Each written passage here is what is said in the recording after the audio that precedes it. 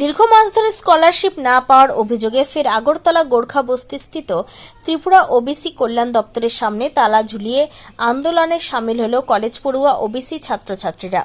সোমবার ফের ত্রিপুরা ওবিসি কল্যাণ দপ্তরের সামনে সকল কলেজ পড়ুয়া ওবিসি ছাত্রছাত্রীরা একত্রিত হয়ে তালা ঝুলিয়ে ত্রিপুরা সরকার এবং ত্রিপুরা ওবিসি কল্যাণ দপ্তরের আধিকারিকের নিকট দ্রুত স্কলারশিপ প্রদানের দাবি জানান। বিক্ষোভকারী ওবিসি ছাত্রছাত্রীরা সংবাদ মাধ্যমের সামনে তাদের ক্ষোভ উগরে দিয়ে জানান, স্কলারশিপের দাবিতে ত্রিপুরা ওবিসি কল্যাণ দপ্তরের সঙ্গে যোগাযোগ করা হলেও স্কলারশিপ কবে মিলবে সেই বিষয়ে কোনো নির্দিষ্ট সময়সীমা জানানো হয়নি। ত্রিপুরা ওবিসি কল্যাণ দপ্তরের আধিকারিকের বারবার গাফিলতির কারণে কলেজ পড়ুয়া ওবিসি ছাত্রছাত্রীদের পড়াশোনার খরচ চালানো কঠিন হয়ে পড়েছে। বইপত্র কেনা, পরীক্ষার ফি ও অন্যান্য শিক্ষা সংক্রান্ত ব্যয় মেটাতে গিয়ে চরম সমস্যার মুখে পড়তে হচ্ছে কলেজ পড়ুয়া ওবিসি ছাত্রছাত্রীদের।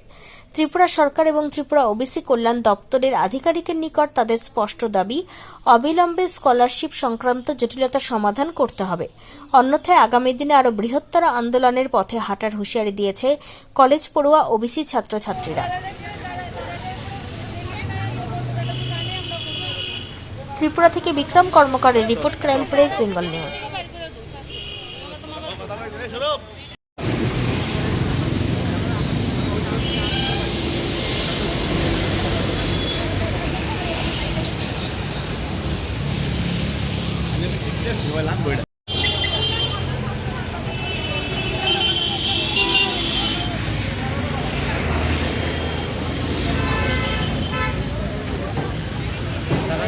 তুই সারস না বিকাশ বাবু,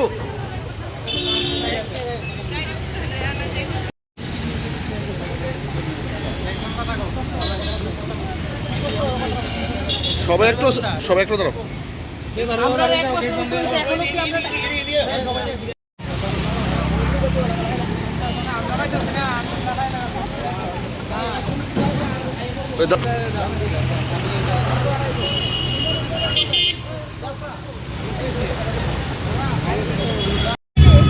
আমাদের বিগত যে 1 বছর বাবদ যে আমরা আমাদের পেমেন্টটা পাইনি সেটার জন্য এসেছি, কারণ আমাদের কলেজ থেকে খুব প্রেশার দিচ্ছে যে টাকা না দিলে মার্কশিট দেবে না, পরীক্ষা বসতে পারবো না, এরকম জানাচ্ছে। তো আমরা সবাই ওই স্টাইপেন্ডের উপর ভিত্তি করেই স্টাডি করার জন্য অগ্রসর হয়েছি। এখন আমাদের সকলের বিনীত প্রার্থনা ত্রিপুরা সরকারের কাছে আমাদের যে পেন্ডিং যে স্টাইপেন্ডটা রয়েছে ওটা যেন আমাদের অতি সত্বর দিয়ে দেয়। আমরা কতদিন আসবো এভাবে? আমরা 10-12 বার চলে এসেছি, মানে আমরা সবাই একত্রিতভাবে এসেছি, আবার আলাদা আলাদাভাবে এসেছি।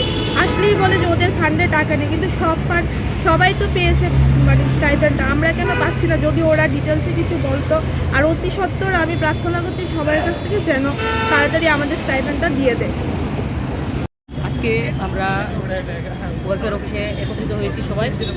এর আগে আরও আমরা প্রায় 6-7 বারও এসেছিলাম, কিন্তু আসার পরে আমাদের ওয়েলফেয়ার অফিস থেকে একটা কথাই বারবার বলা হচ্ছে যে ফান্ডে টাকা নেই। তো ফান্ডে টাকা নেই, কিন্তু অন্যান্য দপ্তরের ফান্ডে টাকা আছে, আমাদের দপ্তরে টাকা নেই।